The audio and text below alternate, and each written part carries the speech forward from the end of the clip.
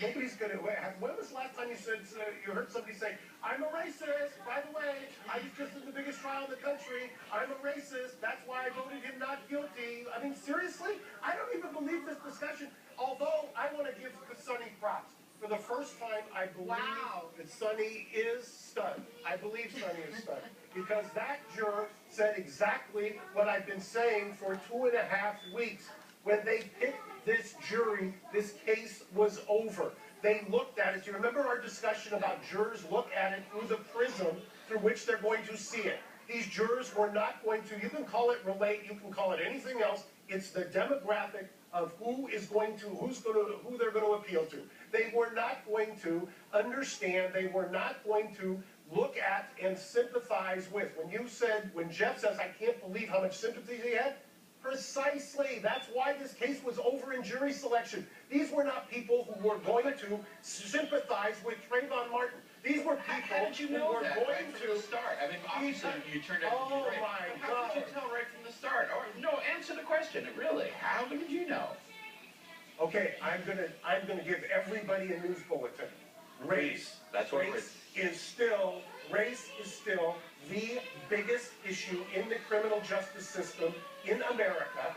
I see it every single day. You see it in every single trial. It explains 95% of what goes on in every courtroom in America.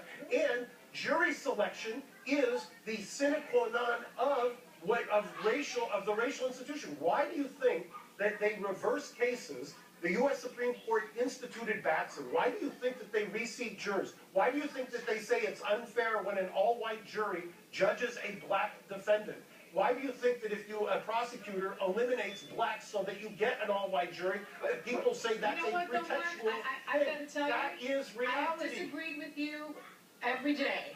However, and I tend to look at things very race neutral. I come from a multiracial background, and when I was reviewing this case and analyzing this case, I had my legal degree, prism. I had my former prosecutor prism. I have said repeatedly that I didn't think this case was about race. However, listening to this juror and listening to all of the hate mail that I've gotten and everyone talking about race, I now believe that race was a significant part of this. I thought it was the elephant in the room. I've seen some of the tweets directed at Sonny, which are disgusting. I mean, I've gotten some of them as well, saying the Turks didn't do a good enough job with the Armenians. I mean, you wonder, do people really believe this stuff? But I can tell you, this is not a news flash to anybody who's in the trenches in the criminal courtrooms. This is the dark underbelly of the American criminal justice system, and it's unfortunate, but maybe this discussion that we're having is going to bring it out so that people understand this is what goes on. There's no way that you understand or you can understand this verdict if you don't take it through the prism of how people look at race, and all you have to do is look at the tweets towards Sonny. I mean, to my mind, that's the greatest kind of focus group you could ever get. I do think this is a key issue and an important issue. It's obviously a big issue in the criminal justice